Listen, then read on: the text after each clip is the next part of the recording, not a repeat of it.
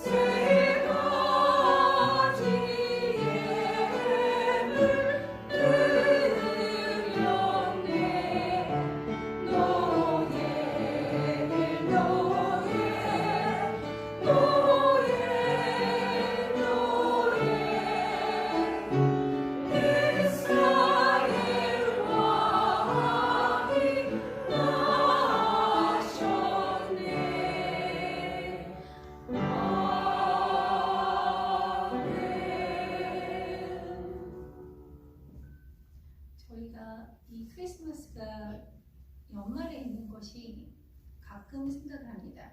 왜 우리가 1년을 기다리면서 크리스마스를 맞이해야 될까 라는 생각을 하는데, 정말 우리가 1년을 기다리는 마음으로 정말 크리스마스를 기다렸으면 좋겠습니다. 오랫동안 정말 기다렸던 주님이 강림하셔서 정말 저희가 아직도 죄에 있고 아직도 힘들어하는 모든 것들이 자유하게 하시는 그런 크리스마스가 되었으면 좋겠습니다. 할렐루야.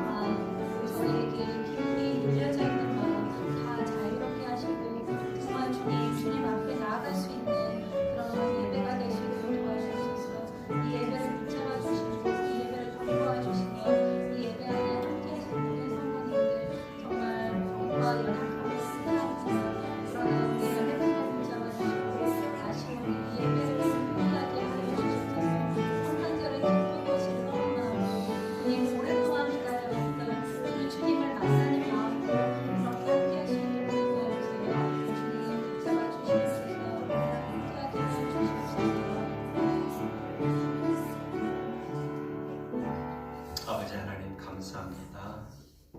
성탄절 맞이하여서 주일날 또 이렇게 특별하게 함께 모여 예배할 수 있는 은혜를 주신 것을 감사를 드립니다. 우리의 마음을 기쁨으로 채워주시고 소망으로 이 아침에 채워주시기를 간구합니다. 한 해 동안 주님께서 저희들과 함께 해주시고 지켜주시고 은혜 베풀어 주신 것을 감사하며, 주님, 저희들이 우리의 믿음을 지켜나가며 우리의 소망을 하늘에 두고 살아갈 수 있도록 인도해 주신 것을 감사드립니다. 저희들 주 옆에 나와 찬양드리고 기도드리고 말씀으로 교제할 때 우리 하나님, 우리에게 하늘의 복을 내려주셔서 이 땅에 하나님의 나라를 위하여 이 땅에 내려오신 우리 주 예수 그리스도를 기억하며 주님, 우리가 예배하게 하여 주시옵소서. 우리의 어수선한 마음들을 준비시켜 주시고 정결하게 세워주심으로 말미암아 우리가 주 앞에 드리는 예물이 되어서 합당하게 주님 받아주시는 선물이 되어서 아버지 하나님, 우리가 주님이 주시는 그 놀라운 능력 가운데 한 시간의 예배를 넉넉하게 드릴 수 있는 예배자들로 삼아 주시옵소서. 아멘. 육신에 연약한 사람들을, 우리 환우들을 기억하여 주시옵소서. 아버지 하나님, 아픈 부분들을 주님 주 앞에 내려놓고 주의 은혜와 그 능력을 간구할 때 우리 하나님 돌아봐 주시고 만져주시고 아멘. 치유의 능력을 발하여 주시고 아멘. 아버지 하나님, 아픔과 고통으로부터 자유케 하시며 그 아버지 하나님 고난의 시기를 거쳐나갈 때 놀라운 연단의 힘으로 아버지 하나님 이겨 싸울 수 있는 사람들 되게 하여 주시옵소서. 아멘. 주 하나님 옆에 우리가 내어놓는 모든 마음과 기도의 제목들과 우리의 삶을 받아주셔서 이 한 시간의 예배가 주님께 놀랍도록 드려지는 제세가 되게 하여 주시옵소서. 아버지 하나님, 이 연말에 저희같이 기도처에 모여서 예배할 수 없는 많은 사람들이 있습니다. 하나님 알지 못하고 복음을 듣지 못하여서 또 그런 환경이 주어지지 못하여서 그런 불쌍한 심령들을 기억하여 주셔서 주님, 저희들이 자꾸 아버지 하나님 우리의 마음이 우리 식구들과 우리 교회들로 쏠릴 때 아버지 하나님 세상 밖으로 들판에서 주를 만날 수 있는 놀라운 그런 기회들을 얻을 수 있는 사람들이 있을 수 있도록 주님, 그들을 향하여 나아가는 발걸음들이 있게 하시며 그들을 향하여 복음을 들고 나아가는 나팔들이 있게 하여 주시옵소서. 감사드리며 우리 주 예수 그리스도의 이름으로 기도드렸습니다. 아멘.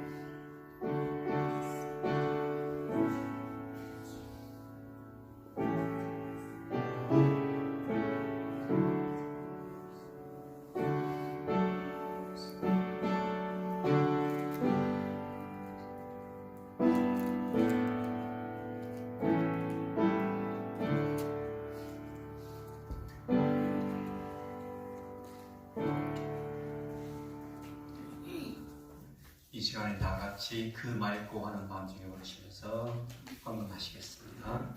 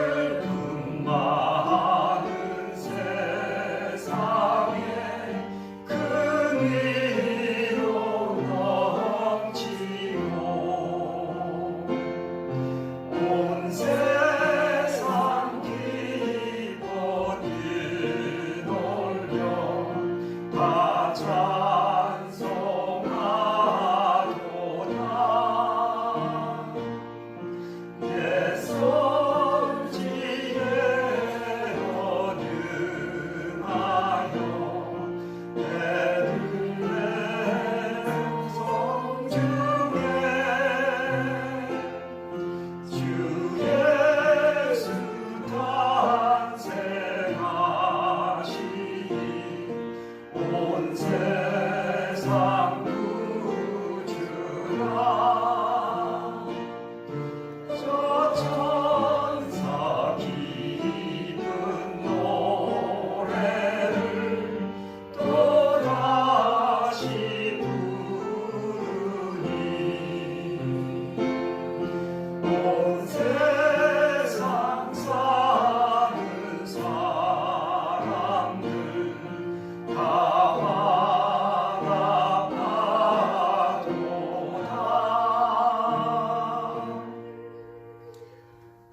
하나님, 저희들이 주님 앞에 내어드린 헌금과 우리의 마음과 정성을 받아 주시옵소서.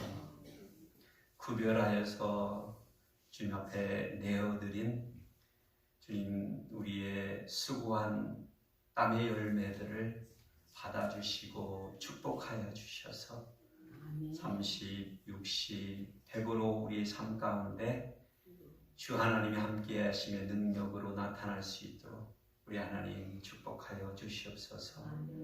주님, 우리의 가정들을 기억하여 주시고 우리의 자녀들과 그 후손들을 기억하여 주셔서 그들의 가정의 아버지 하나님 믿음의 가정이 되게 하시며 그들의 유업이 아버지 하나님 신앙의 유업이 되어서 그 후손들이 주의 이름을 부르며 예배하는 백성들이 되어질 수 있도록 주님 축복하여 주시옵소서. 우리의 기업을 기억하여 주시옵소서. 우리에게 맡겨주신 일터와 그 사업체들을 저희들이 소중하게 여기게 하시되 그곳을 통하여 저희들이 먹고 마실 때마다 주의 은혜를 기억하게 하시고 우리가 성실하게 아버지 하나님 감당해내는 청지기의 삶을 살아나갈 수 있도록 주님 축복하여 주시옵소서. 그 기업들이 아버지 하나님 막히고 어려운 부분들이 있으면 해결해 주시고 능력을 더하여 주시고 지혜를 더하여 주심으로 말미암아 아버지 하나님 어려운 시기를 잘 극복해 나갈 수 있도록 주님 함께하여 주시옵소서. 주님께 내어드린 아버지 하나님 귀한 헌물이 하나님의 나라를 위하여 복음을 위하여 그렇게 쓰여질 수 있도록 주님 축복하시고 함께하여 주시옵소서. 감사드리며 우리 주 예수 그리스도의 이름으로 기도드렸습니다. 아멘.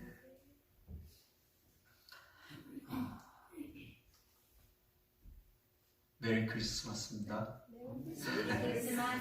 네. 우리 특송 순서를 우선 가지려고 그러는데 우리 권사님들 좀 앞으로 나오시죠.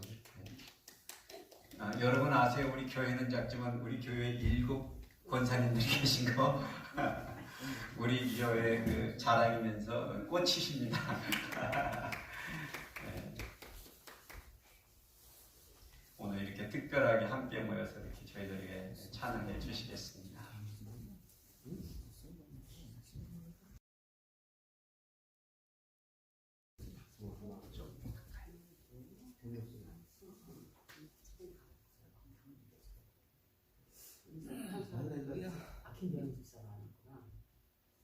메리 크리스마스.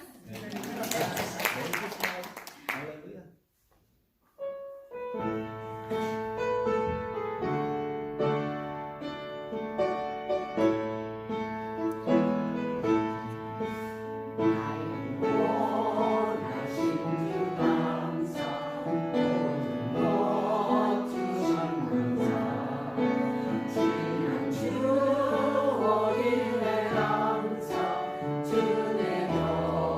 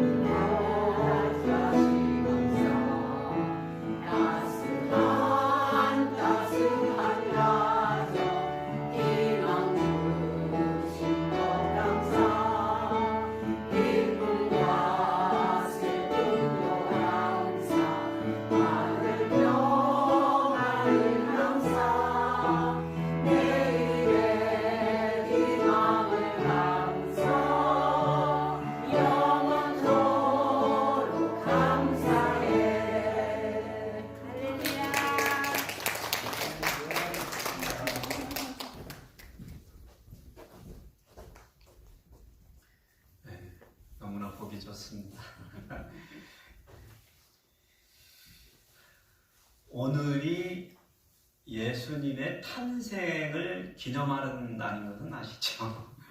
예. 그런데 예수님께서 이 땅에 오실 때 유대인들의 후손으로 오신 것은 우연이 아니었습니다.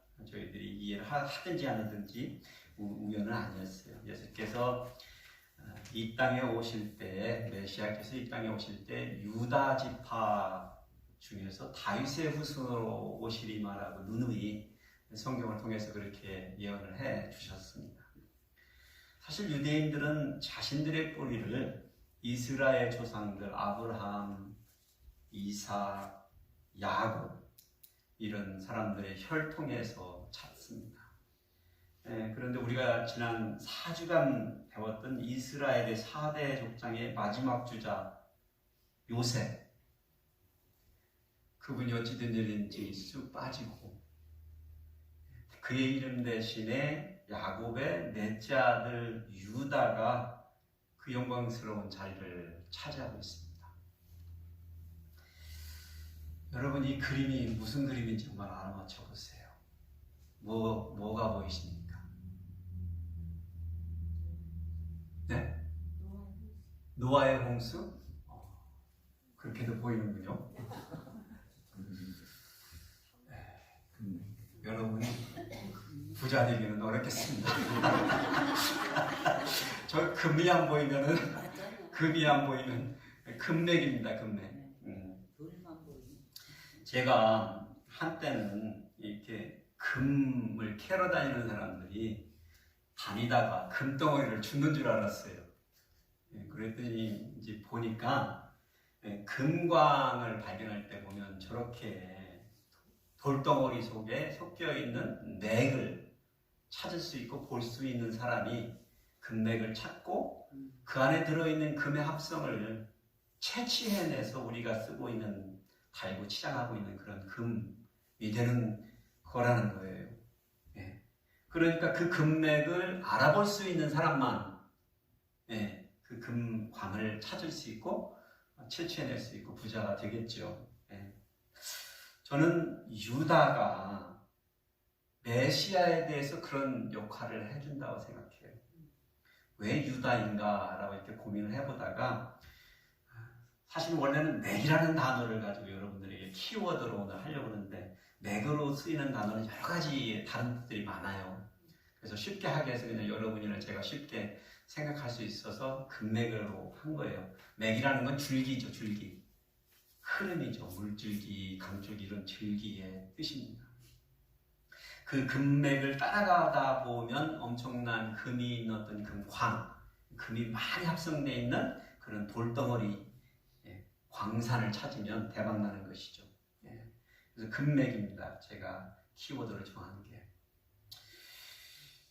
유다의 이야기는 금광에서 금맥이 금의 실체를 확신시켜주는 그런 것이듯이 유다라는 사람의 존재가 오실 메시아의 존재와 그 실체를, 그의 영광을 드러내주는 하나님의 숨은 장치라고 제가 여러분에게 말씀을 드리려고 금맥이라는 키워드를 정한 것입니다. 그래서 오늘 우리는 유다, 메시아 금맥, 메시아 맥이죠, 맥.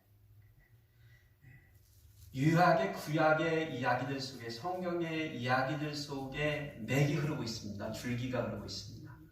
유다는 그 중에 한 사람인 거예요. 우리가 아브라함을 배웠고 이삭을 배웠고 야곱을 배웠죠.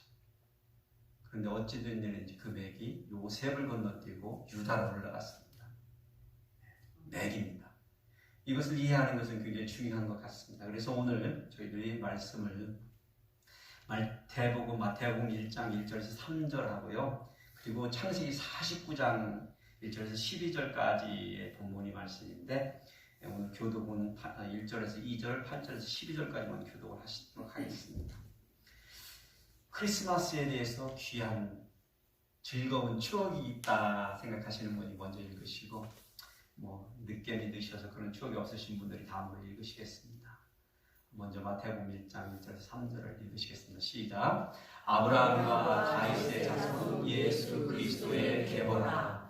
아브라함이 이삭을 낳고 이삭은 야곱을 낳고 야곱은 유다와 그의 형제들을 낳고 유다는 다말에게서 베레스와 세라를 낳고 베레스는 헤스론을 낳고 헤스론은 람을 낳고. 자, 1절부터 다시 시작하겠습니다. 시작. 야곱이 그 아들들을 불러 이르되 너희는 모이라. 너희가 후인에 당한 일을 내가 너희에게 이르리라. 너희는 모여 들으라. 야곱의 아들들아 너희 아버지 이스라엘에게 들을지어다. 8절로 건너뛰겠습니다. 시작. 유다야 너는 내 형제의 찬송이 들지라. 네 손이 내 원수의 목을 잡을 것이요 네 아버지의 아들들이 네 앞에 전하리로다. 유다는 사자 새끼로다. 내 아들아 너는 움킨 것을 짚고 올라가도다. 그가 엎드리고 웅크림이 수사자 같고 암사자 같으니 누가 그를 범할 수 있으랴.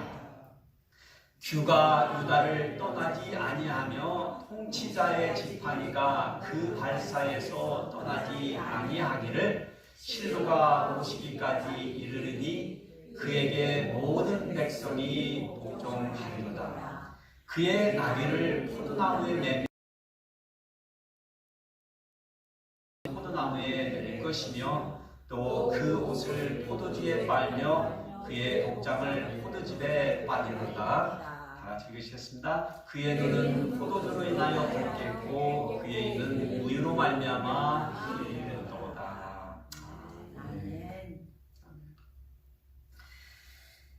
예수 그리스도를 예수님을 메시아로 받아들이지 못하는 유대인들은요, 메시아는 아브라함과 다윗의 자손의 혈통적, 율법적, 전통적으로 혈통을 타고 흐르는 그런 사실에 집착하여서 오늘날에도 그 메시아를 기다리고 있습니다. 그러니까 그들에게는 혈통적이고 율법적인 그러한 메시아가 아주 중요했습니다. 그런데 하나님께서는 그렇지 않다라는 것을 오늘 유다의 이야기들을 통해서 우리에게 말씀하시는 것 같습니다. 이 세상에 하나님께서 메시아를 보내주심은 이스라엘이나 다윗의 왕가나 아니면 유대인들만을 구원하시기 위해서 그리하시는 것이 아니라는 거예요. 하나님께서는 아브라함에게 원래 처음부터 아브라함에게 언약을 주실 때 그 언약 속에 이미 이 진실을 밝혀놓으셨습니다.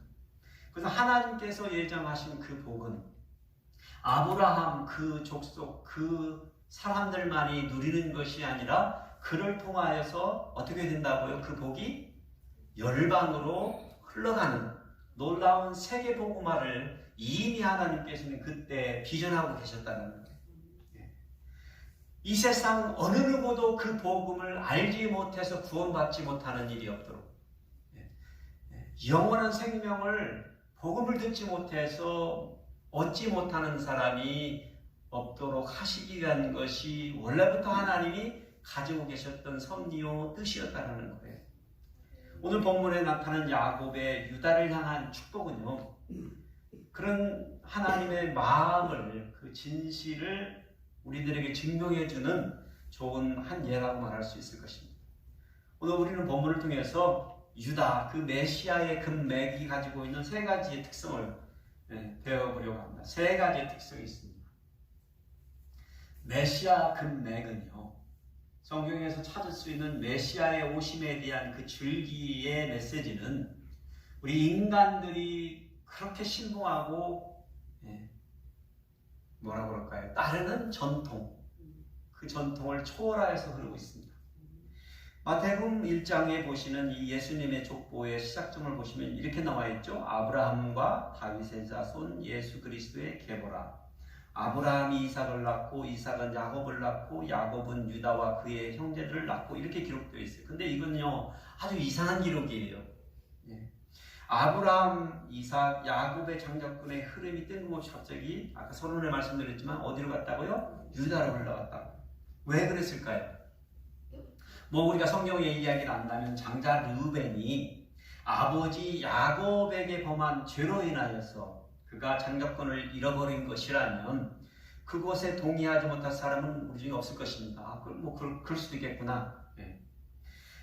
그렇다면 장자권의 그 권리에 합당한 다른 한 사람을 11명의 다른 아들들 중에서 찾자고 보면 분명 우리가 지금까지 말씀을 공부해 본 대로라면 네 번째 족장 누구죠? 요셉을 당연하게 생각할 거라고 저는 생각합니다. 저는 그랬는데 여러분들 안 그러세요? 예. 아브라함, 이삭, 야곱, 요셉일 것 같은데 사실 이 4대 족장들 중에서 이스라엘의 민족의 형성에 가장 지대한 영향을 준 사람은 누구였죠? 요셉입니다. 요셉이에요. 실제로 요셉은요, 창세기의 마지막 부분에서 무려 13장이나 대분량을 차지하고 있는 주인공의 사람입니다. 아니, 13장을 요셉에 대한 이야기를 모세가 저자가 하고 있는 거예요. 방대한 분량을 차지하고 있는 사람이에요. 이 사람 말고 누가 있을까요? 누가 보더라도 그 업적에 있어서 그보다 더 중요한 사람은 없어 보입니다. 그런데 그의 이름이요, 정작 메시아의 계보에서는 어떻게 됐다고요? 빠지고 말았습니다. 그리고 뜬금없이 그 자리에 유다가 들어가 있는 것입니다. 왜 이런 일이 벌어진 걸까요? 혹자는 요셉이 애굽 이방여인 기억나시죠? 요셉의 아내는 태양신의 제사장의 딸이었다라는 것을 말씀을 드렸어요. 그러니까 그래서 안 그랬나? 그런데 그렇게 치자면 유다도 사실은 가나안 사람의 수아의 딸 바수아를 아내로 맞이했어요. 그러니 그걸로만 우리가 단정할 수 없죠. 없어요. 저도 고민을 해보니까 결국은 결론이 이거는 하나님의 의도된 섭리구나. 그러니까 이유는 모르겠어요. 아직까지는. 그렇죠? 그런데 결론적으로 보면 말씀을 볼 때 우리가 이것이 왜 이렇게 됐을까? 그러면 하나님께서 그것을 어떻게 하셨다고요? 인준해 주신 거죠. 그것이 섭리에 합당하신 하나님의 의도된 섭리라는 것이죠. 그렇게 생각하고 그러면 하나님은 왜 그리 하셨을까를 이제 고민하기 시작하는 거예요. 유다를 그렇게 하시기로 작정하신 이유가 무엇일까를 고민해 보는 거예요. 아브라함, 이삭, 야곱 그리고 유다를 거쳐서 내려오는 이스라엘의 역사의 현장의 모든 이 역사 속에 성경의 이야기 속에서 그런데 하나님은 그 섭리를 누누이 반복적으로 우리에게 드러내고 있다는 사실이에요. 드러내고 있다는 사실이에요. 이삭은 되는데 왜 이스마엘은 안 되죠?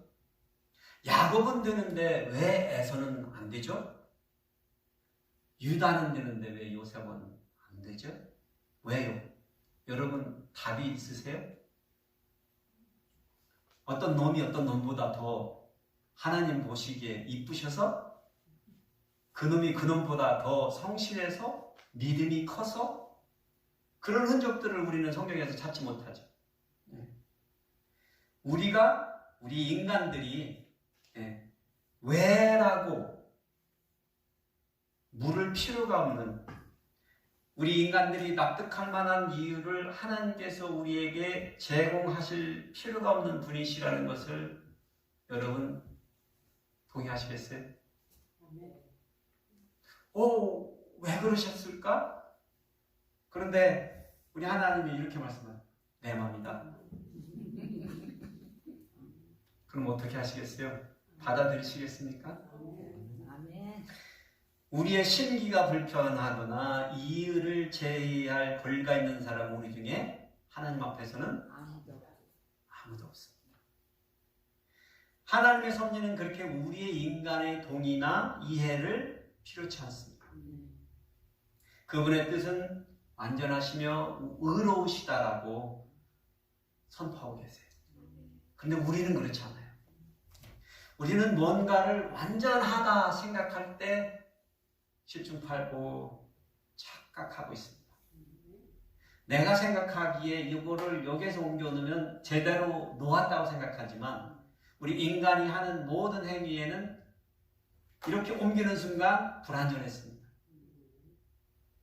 아무리 내 상황에서 내가 맞아 보여도. 왜냐하면 이렇게 옮기는 순간 하나님의 섭리 가운데에서 뭔가가 어긋나기 시작해지기 때문에 그렇습니다. 그래서 우리가 늘 우리들의 전통적 입장에서 하나님의 섭리를 이해하려고 할 때 문제가 발생하기 시작해요. 이게 유대인들이 하나님 앞에 실패하기 시작한 걸음입니다. 그들은 늘 전통적으로, 율법적으로 그들이 알고 있는 한도 내에서의 하나님을 바라보고 그렇게 하기로 그들이 서로에게서 강요하고 요구했던 것이에요.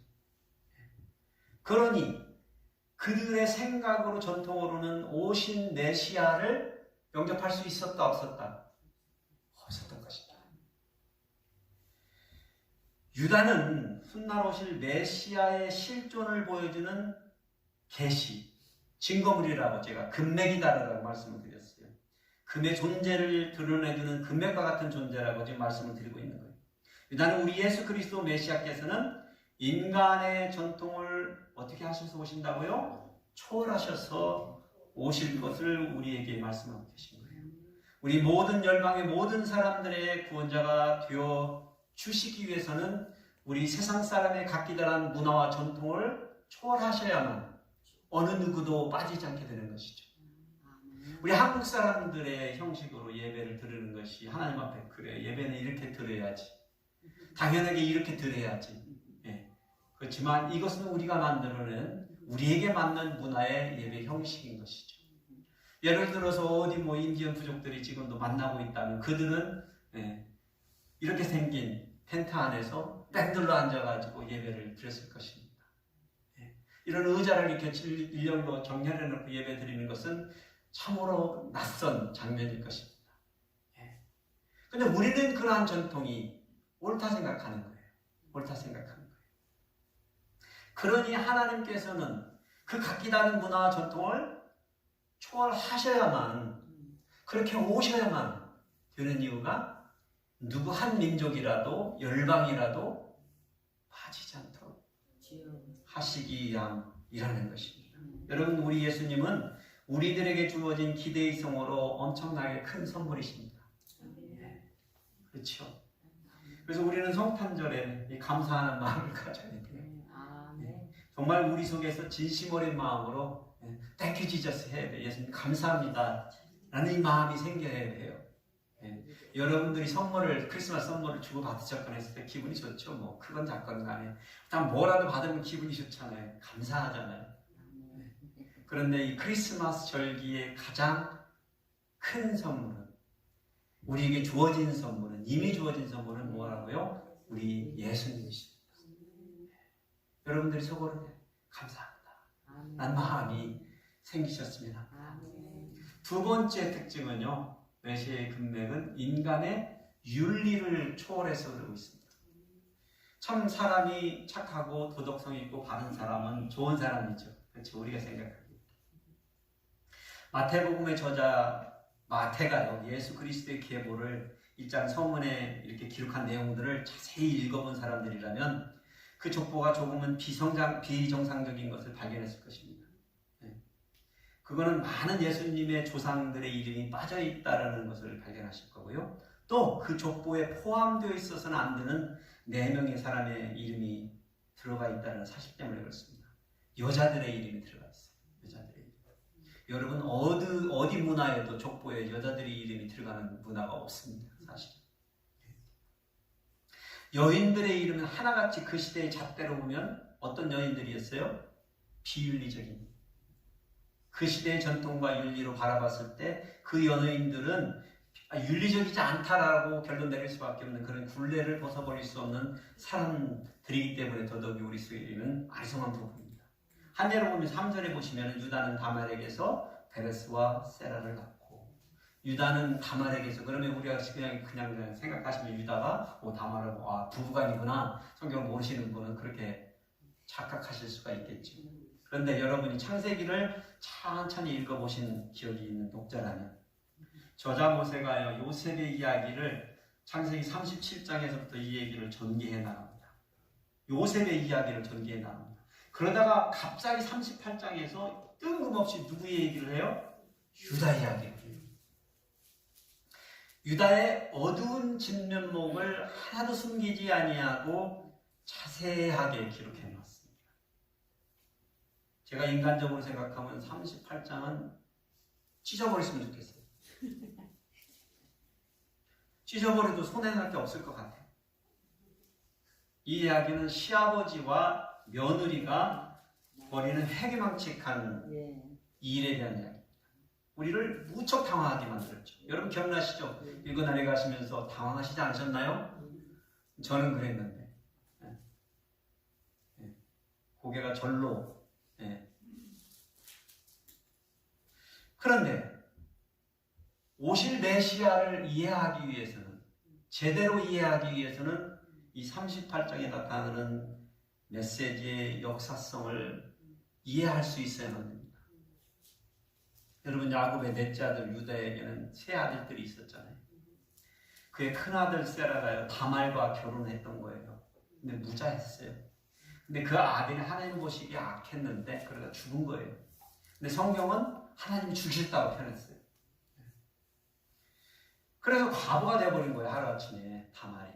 그런데 그 시대의 풍습에 의해서 형의 가문을 세워주기 위해서 그 동생 오난에게 다말이 다시 시집을 가서 자손을 가져야 되는 일이 된 것입니다. 이거는 유목인들, 유목민족들이요 자신들의 종족을 보존하기 위해서 만들어진 그런 형사 취수 제수로 그 사람들의 풍습이었습니다. 오늘날에 이런 종족들이 있어요. 얼마 전에 본 그 TV에서 보니까 그건 반대. 한 여자와 두세 명의 형제들의 남편들이 가정을 이루어서 사는 건데 그 이유가 종족의 보존도 있지만 재산을 지키기 위한 그런 방법 때문에 그랬습니다. 여기에서는 그 형의 종족을 보존하기 위해서 그렇게 했다는 거예요. 그런데 동생 오난이 생각할 때 형의 가문을 세워주기 위해서는 자신이 낳은 아들에게 형의 가문에다가 입양을 시켜줘야 되기도 하지만 그가 가문을 이룰 수 있도록 자기의 무엇을 줘야 된다? 재산을 띄워줘야 되는 거예요. 재산을. 가문을 이루게 하려면. 그러니까 자기의 재산이 어떻게 되는 거예요? 떨어져 나가는 거예요. 그게 싫었던 거예요. 그것을 자신의 재산의 손실로 보고 그래서 다말과 합방을 하는데 그녀를 임신시키지 않기 위해서 하나님과 아버지를 속인 거예요. 그것을 알고 계셨던 하나님은 그러한 그의 행동을 악하다라고 여기셔서 그도 역시 죽음을 당하게 하십니다. 이것도 성경은 하나님께서 그를 죽이셨다라고 표현하셨어요. 그렇게 하루아침에 자신의 두 아들들을 잃어버린 유다가요 마지막 낳은 셋째 아들 세라가 행여 또 이렇게 죽을까 그게 두려워서 다말을 집으로 쫓아보낸 거예요. 자기의 집으로. 친정적으로 보내버린 거예요. 뭐 유다가 생각했겠죠. 이 여자가 재수가 없어서 이러나 뭐 이런 생각도 했었을 거 아니에요. 물론 성경 본문은 말하고 있지 않지만 그런데 다말에게는 이 시아버지가 이미 약속을 해준 거예요. 미리. 태어나면 네가 그렇게 할 수 있도록 가문을 이어갈 수 있도록 해주마라고 얘기를 했는데 갑자기 과부가 되어서 집에서 쫓겨나 버리니까 그 시대의 여자가 자기 집에서 쫓겨나고 자기의 친정으로 가버리면 여자에게는 사형선고가 같은 거예요. 자신의 부모의 집안이 그런데 행여 가난하다면 자신의 생계를 연명하기 위해서 거리의 여자가 될 수밖에 없는 상황이었던 거예요. 그러니까 그 시대의 여자가 집에서 쫓겨나고 어머니 아버지의 집으로 돌아가도 받아주질 않는 풍습이라는 거예요. 오늘날 같이 뭐 그냥 서슬럼없이 그냥 친정집에 찾아가고 오고 가고 하는 그런 문화가 아니란 말이에요. 그래서 다말이 시아버지 유다를 복수하리라 마음을 먹은 거예요. 시아버지가 시당 가는 길목에 창녀처럼 변장을 하고 기다렸다가 그를 꼬셨잖아요. 그래서 다말은 동침의 대가로 염소 새끼 한 마리를 요구를 한 거예요. 근데 없었던 거예요, 유다가. 그러니까 도장하고 허리끈하고 지팡이를 담보로 잡고 하룻밤을 동침을 한 거예요. 다말에게 유혹을 당해서 유다가 그렇게 동침을 해버린 거예요. 그러니까 다말은 시아버지에게 복수를 한 거죠. 그런데 그날 밤에 하룻밤의 동침이 다말이 임신을 해버린 거예요. 그러니까 그 임신한 소식이 이제 동네에서 소문이 퍼진 거 아니에요. 유다가 들은 거예요. 자기 며느리가 임신했다는 소리 들은 거예요. 그러니까 유다가 화합을 끝나고 이 처지기 뭐 이렇게 해가지고 나서가지고 화형을 시켜야 된다라고 동네 사람들을 모아놓고 막 그렇게 한 거예요. 그러니까 다말이 유다에게 슬그머니 유다가 자기에게 맡겼던 담보물을 보여주면서 이 주인이 이 아이의 아버지입니다 라고 얘기해 준 거예요. 그러니 유다가 얼마나 놀랬겠어요. 그런데 유다가 이런 말을 네가 나보다 더 의로운 사람이다라고 다말에게 말해 주잖아요. 그 담보물을 아직도 다말이 가지고 있다는 건 무슨 얘기예요? 네? 그렇지요. 여러분, 유다가 용서를 안 준 거야. 그러니까 며느리하고 동침한 것도 우리는 그냥 죄라고 생각하고 거기에 딱 사로잡혀 있는데 한 인간 대 인간의 계약조차도 지키지 않은 거예요. 밥을 먹고 살기 위해서 길거리에서 몸을 파는 여자에게도 약속을 안 지킨 거예요. 유다가 그래서 네가 나보다 더 어렵다라는 얘기를 하는 거예요. 자, 왜 창세기 저자 모세가 이렇게 입에 담기도 민망한 유다와 다말의 막장 드라마를 세세하게 우리에게 기록해서 우리를 당황시키고 있습니다. 그것은 우리들로 하여금, 우리 독자들로 하여금 누구를 보라고요? 우리들의 스스로의 죄성을 바라보도록 하게 하는 것입니다. 여러분이 아무리 도덕적으로 깨끗해도 윤리적이라고 해도 그것은 여러분이나 제가 가지고 있는 잣대일 뿐입니다. 하나님의 윤리와 도덕성의 거룩함에 비교하면 이거는 비교가 될 수 없는 죄고요 악함입니다. 그것을 알게 하시기 위한 거예요. 우리 모든 인간들이 죄상으로 서로를 비교하면 야 네가 잘못해서 내가 잘못해서 서로 싸우다 보면 옛말에 이런 말이 있죠. 도토리 키재기라고. 우열을 가릴 수 없이 모두 다가 죽어 마땅한 죄인들이라는 거예요. 하여튼 다말은요 아들을 낳는데 쌍둥이를 낳네. 베레스와 세라를 낳았어요.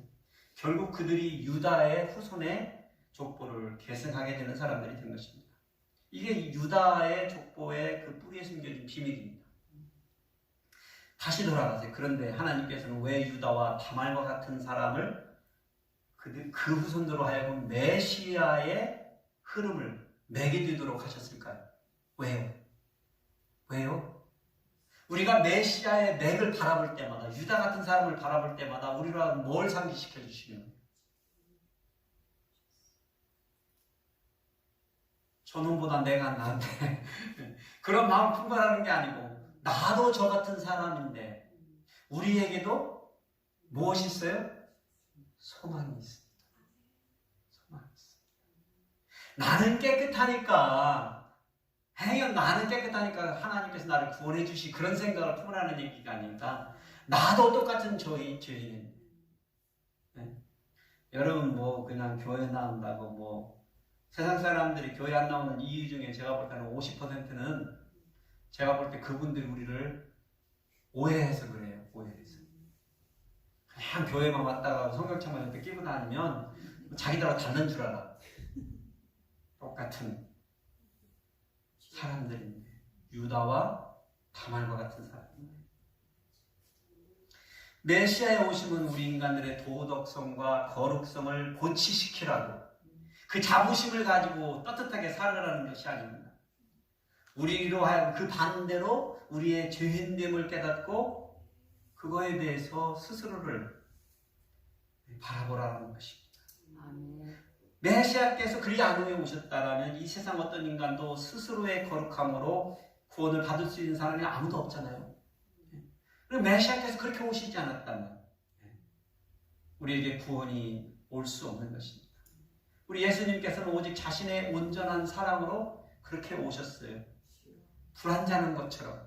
세상 사람들이 보기에는 전통적으로도 뭐가 안 맞고 윤리적으로도 뭐가 안 맞고 어떻게 저 사람이 메시아냐는 거예요. 그러니 율법주의자들, 유대인들이 예수님을 아직까지도 영접하지 못했던 거예요. 우리 인간들의 불완전함을, 우리의 불완전한 도덕성을 초월하셔서 오셨기 때문에 저와 여러분의 메시아 구원자가 되어주실 수 있는 것이죠. 우리 불완전한 사람들을 구원해 주실 수 있는 것입니다. 그래서 우리는 이 성탄절기를 맞이해서 우리 주님께서 이 땅에 그렇게 오신 것에 대해서 우리는 감사하는 거예요. 아멘. 그래서 메리 크리스마스예요. 아멘. 메리 크리스마스. 한번 그 마음을 담아서 한번 서로 메리 크리스마스 한번 해보시고 메리 크리스마스. 정말 우리 주님이 그리 아니하셨더라면 어찌할 뻔했어요. 불가능한 일입니다. 세 번째는요, 메시아의 금맥은요, 인간 이성을 초월해서 흐르고 있습니다. 야곱이 애굽에서 이민 생활을 하다가 하나님의 품으로 되돌아간 것은 그가 이민 생활 17년이 되던 때로 147세입니다. 그가 죽기 전에 한 가지 한 일이 있어요. 그가 12 아들들을 불러다 놓고 축복한 거예요. 그것이 오늘의 본문의 이야기잖아요. 그 아들들에게 준 축복의 내용들을 이렇게 자세히 들여다보면 그 아들들의 과거의 행적과 그 행적들을 거론을 하고요. 그리고 그가 주고자 하는 그 축복의 내용들이 어느 정도의 그 고려하고 있다는 것을 우리가 알 수 있습니다. 그래서 여기 28절에 보면 그들의 아버지가 그들 각 사람의 분량대로 축복하였더라라고 이렇게 표현했어요. 그들에게 합당한 축복을 해주었다라고 표현하는 거예요. 각 사람의 분량대로 축복하기도 하고 어떤 부분에 있어서는 저주 같은 부분도 있다는 것을 여러분이 읽어보셨으면 하셨을 것입니다. 그런데 야곱의 12아들들에게 주었던 그 축복의 내용 중에서도 야곱이 가장 많은 내용을 할애해서 축복해 준 사람은 누굴까요? 누구요? 유다죠. 한번 세보세요. 유다예요. 유다. 내용이 많다는 것은 거기에 하이라이트가 들어가고 있다는 얘기죠. 야곱이 유다라는 그 히브리 단어는 찬송이라는 뜻이에요. 유다라는 이름 뜻이. 그러니까 유다야 너는 내 형제의 찬송이 될지어다. 멋있죠 시요. 이름을 통해 유다야 너는 내 형제의 찬송이 되리라. 이렇게 시적 표현인 거예요. 시적 표현. 그러면서 예언을 해주는 거예요. 근데 여러분 우리는 유다가 그 전에 자기 형제들이 요셉을 죽이려고 할 때 구덩이에서 꺼낼 수 있게 기질을 발휘한 사람이 누구라고요? 유다였죠. 유다였죠. 나중에 요셉의 형제들이 요셉의 시험에 걸려가지고 베냐민이 물건을 점치는 잔을 벤낭 속에서 꺼내잖아요. 그랬을 때 그 형제들을 대표해서 나와가지고 그렇게 용감하게 나선 사람이 또 누구라고요? 유다였죠. 이런 것들을 보면 그가 용감한 사람이었던 것은 맞지요. 그가 찬송받을 만한 어떤 용기가 있었던 사람이었는데요. 그러한 이유만으로는 훗날에 야곱의 축복처럼 네 아버지의 아들들이 네 앞에 절하리로다. 라는 이런 축복을 받을 만한 일들인가요? 다른 형제들이 유다 앞에 나와서 절해야 되는 그런 상황인가요? 유다가 한 일들이? 그렇지는 않죠. 잘한 일이고 좋은 일을 하긴 했지만 그런 것을 통해서 형제들이 그 앞에 나와서 절해야 되는 것은 조금은 논리의 억지가 있다고 생각이 듭니다. 만일에 그렇게 치자면 사실은 형제들이 절을 받아야 될 사람은 누구예요? 요셉이죠. 그리고 요셉은 사실은 절을 받았죠. 그의 꿈이 가르쳐준 듯. 근데 이 두 가지 메시지가 겹치고 있는 것을 여러분이 살금머니 보시면 느끼실 거예요. 꿈 얘기네? 그런데 요셉에게 형제들이 나와서 절한다고 그랬는데 유다에게 주어진 축복은 또 형제들이 와서 절한다라는 거예요. 이게 무슨 얘기지? 요셉은요 현실 속에서 저를 받은 거예요. 그런데 유다에게는 메시아의 축복 가운데서 나타나는 예언의 말씀이었던 것이에요. 그러니까 요셉이 우리 인간적으로 보자면, 우리의 이성과 논리로 판단하자면 그에게 당연하게 상속권이 넘어갈 거라고 생각이 들었는데, 저나 여러분이나 그렇게 만일에 우리가 야곱이었다면 그렇게 했을 거예요. 우리는 그 공로를 인정해 줘서. 그런데 하나님께서 유다를 선택하신 거예요. 넷째 아들인 그가 얼마나 특별하냐, 무슨 연유로 그랬냐는 아까 서론에서 말씀드렸듯이 무의미하다는 거예요. 하나님 앞에는 내가 이렇게 들어서 이 사람을 쓰리라 하신들 우리가 어떻게 그것을 반박하냐는 거예요. 그리고 사실 성경은 우리에게 설명해주고 있지 않아요. 그리고 사실은 성경은 그 유다가 합당하지 않은 걸 더욱더 드러내주고 있어요. 그렇죠? 그러면 안 돼 말을 할 수 있는 그런 모든 것을 우리에게 증거물로 제시해주고 있단 말이에요. 반대적으로. 그런데 그 사람을 하나님은 들어쓰셨다는 거예요. 왜요? 그게 유다라는 사람을 메시아의 맥으로 선택하셔서 우리들에게 오실 메시아 예수 그리스도께서는 우리의 논리와 이성을 초월하시는 분이라는 것을 말해주시는 겁니다. 우리들 인간은요, 이성으로 뭘 만들어내거나 이루어내거나 생각해내는 방법으로 우리 스스로를 구원할 수 있다고 착각합니다. 뭐 철학으로요, 아니면 우리가 뭐 건전하게 도덕적으로 살아서요, 윤리적으로 살아서요, 행여 또 여러분이나 저 가운데 우리가 믿고 있는 이 신앙이 종교적이라면 교회 다니면 뭐 된다며? 아니요. 종교인이 돼서는 우리 메시아 예수 그리스도 동안 구원이 우리에게 오지 않습니다. 인간의 철학, 인간의 노력 아무것도 가능케 하는 것이 없어요. 사도 바울이 이것을 뭐라고 말했어요? 오직 의는 무엇으로요? 믿음으로 말미암아 살리라. 하박국 2장 4절의 말씀을 그렇게 해석한 거예요. 우리가 살 수 있는 건, 의인이라고 판단받을 수 있는 것은 오직 예수 그리스도를 믿는 믿음뿐이라는 거예요. 그 메시아가 왜 오셨는지를 이해하고 그분이 나 같은 죄인을 위하여 오셔서 십자가에서 돌아가 주셨구나를 아는 거, 받아들이는 거, 이것이 믿음이에요.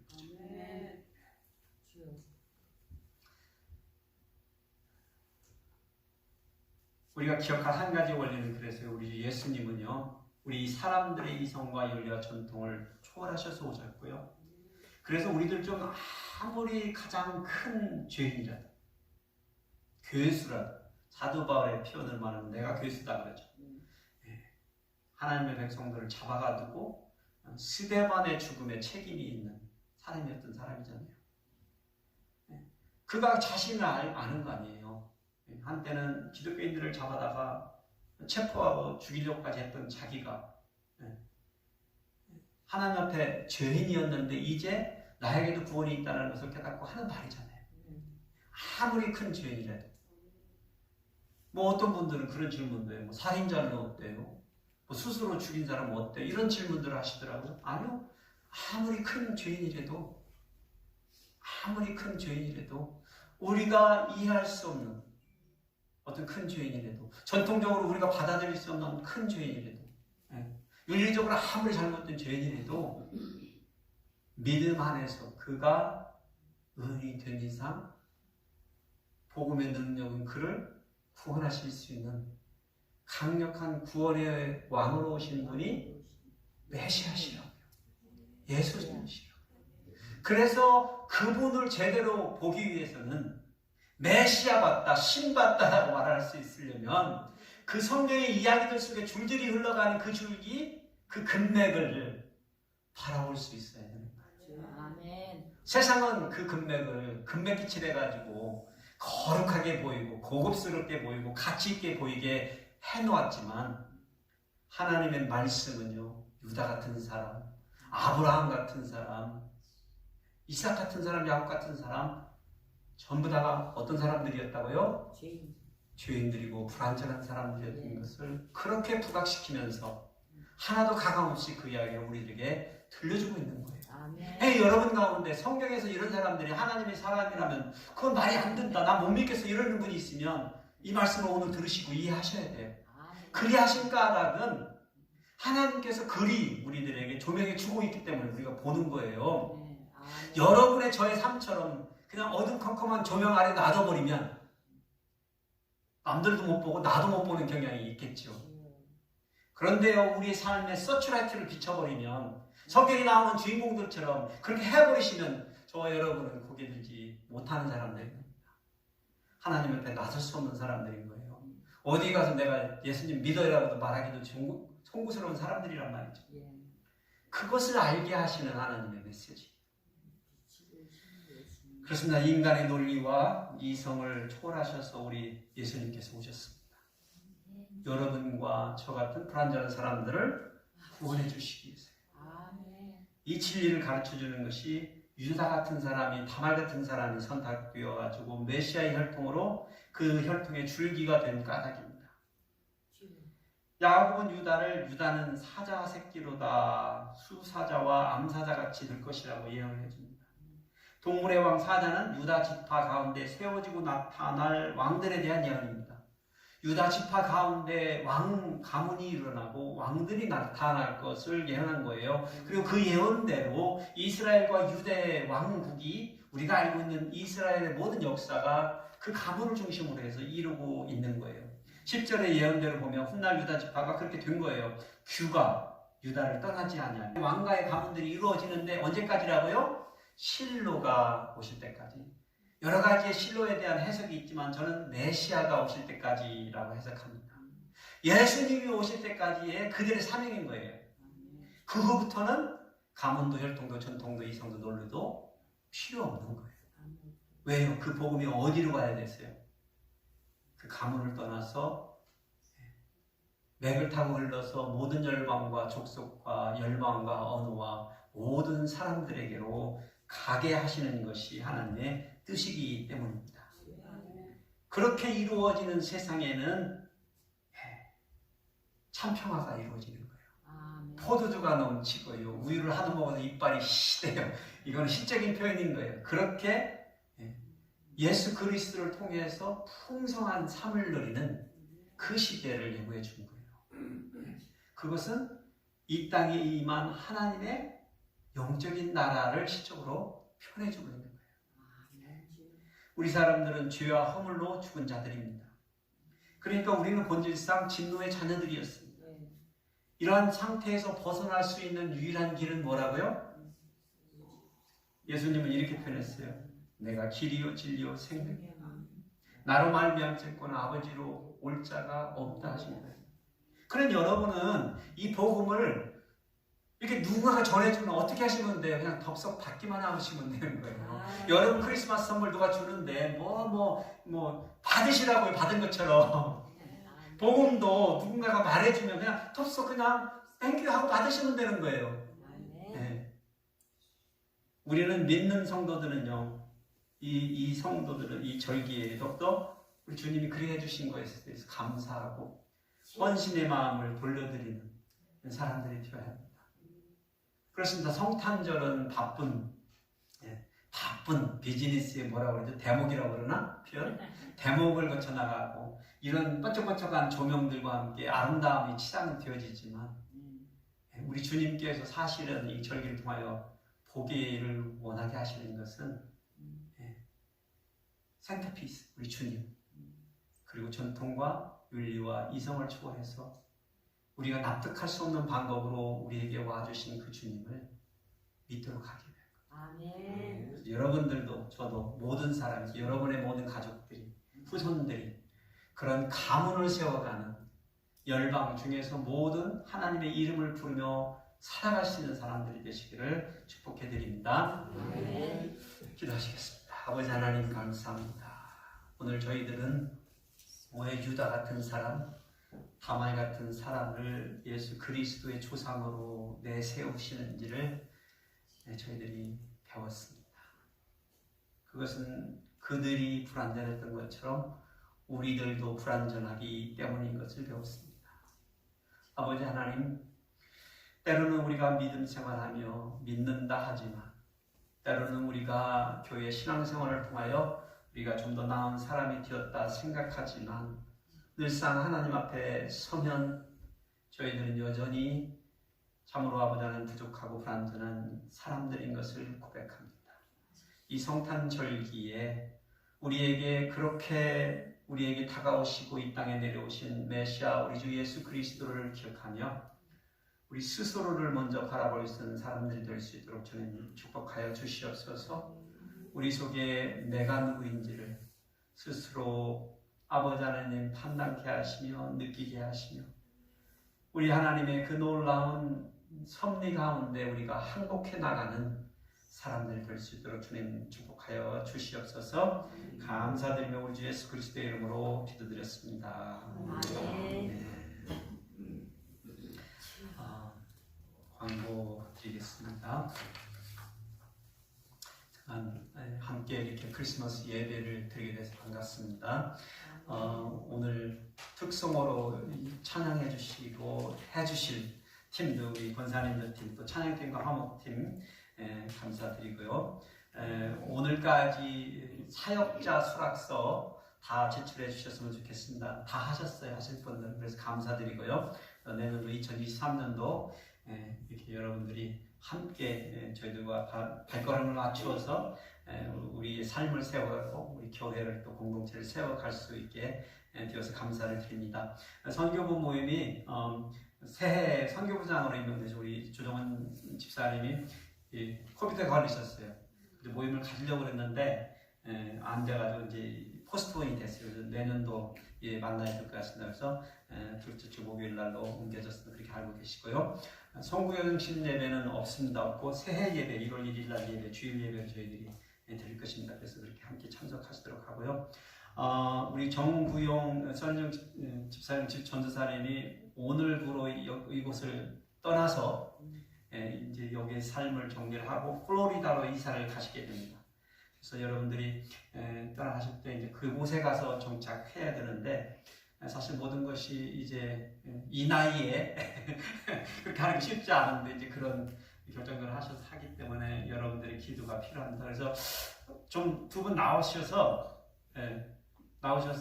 좀 이렇게 앞에 좀 이렇게 보시고 인사 좀 해보시기 바랍니다. 그리고 함께 같이 이 시간에 이 두 분을 위해서 기도하는 시간을 가졌으면 합니다.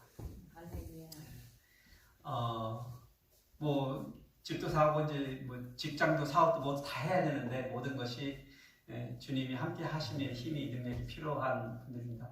다행인 것은 우리 전도사님 건강이 굉장히 좋아지셨고 그래서 참 감사한데 그래도 여전히 생활은 만들어가야 되고 이제 해야 되기 때문에 우리 성도님들의 기도가 필요합니다. 그래서 이제 같이 여러분 통성으로 기도하시겠습니다. 아버지 하나님 감사합니다. 저희들 이 시간에 우리 정구용 집사님, 동설령 전도사님 이 가정이 이곳을 떠나서 플로리다로 이사가서 아버지 하나님 새롭게 정착하는 이 과정을 주님께서 지켜주시고 인도하시는 줄 믿습니다. 무엇보다도 아버지 하나님 전사님 건강 치유해 주시고 건강 회복해 주신 것을 감사드립니다. 아직도 연약한 부분이 있습니다. 완전하게 치유해 주시고 하나님의 능력을 더 드러내 주시고 말미암아 그 영광을 아버지 하나님 복음을 세계를 위하여 아버지 하나님 놀라운 삶을 살아갈 수 있는 전사님과 우리 신앙 교수를 축복하여 주시기를 원합니다. 그곳에서 아버지 하나님 이제 정착하여 새롭게 아버지 하나님 기업을 세워나가고 아버지 하나님 그 일과 가야 하는 일들이 아직도 많습니다. 지혜를 주시고 용기를 주시고 주의 능력을 더하여 주심으로 말미암아 그 모든 일을 감당해낼 수 있는 지혜도 허락하여 주시기 바랍니다. 주님 함께 가주시옵소서. 날마다 그가 주님과 함께 살아감으로 참으로 아버지 하나님께서 주신 그 형통함이 늘 그 가정에 임할 수 있도록 주님 축복하여 주시옵소서. 감사드리며 우리 주 예수 그리스도의 이름으로 기도합니다. 아멘. 자, 박수로 이 시간에는 우리 특송팀들 나오셔서 특송 해주시겠습니다.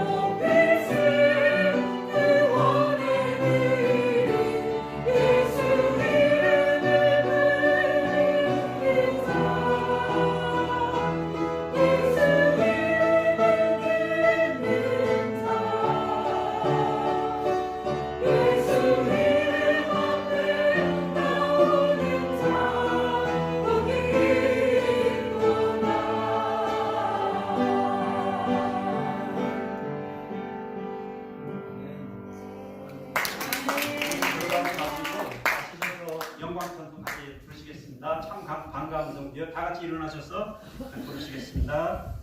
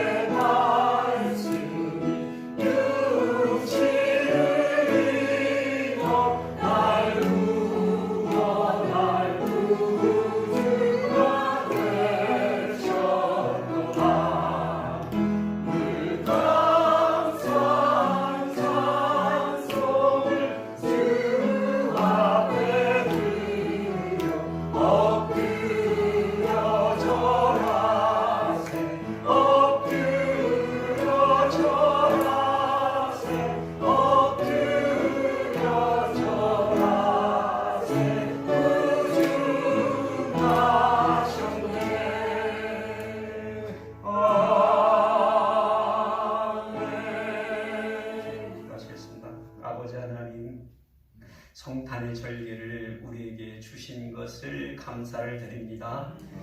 비록 아버지 하나님 성탄의 스피릿이 변질되어서 아버지 하나님 세상은 떠들어오신 그 뜻과 그 사랑은 영원한 줄 믿습니다. 그 사랑을 우리가 마음에 품고 이 예배의 처소를 나갈 수 있도록 은혜를 베풀어 주시옵소서. 이제는 우리 주 예수 그리스도의 은혜와 하나님 아버지의 사랑과 성령님의 교통하심이 우리 모인 성도들에게 임하사 건강의 복을 베풀어 주시고 안전의 걸음을 지켜주시며 주의 영광이 늘 우리의 얼굴에 비치사 날마다 우리의 가정과 교회와 기업 속에 소망과 평강과 기쁨이 늘 넘치시기를 축원합니다. 아멘.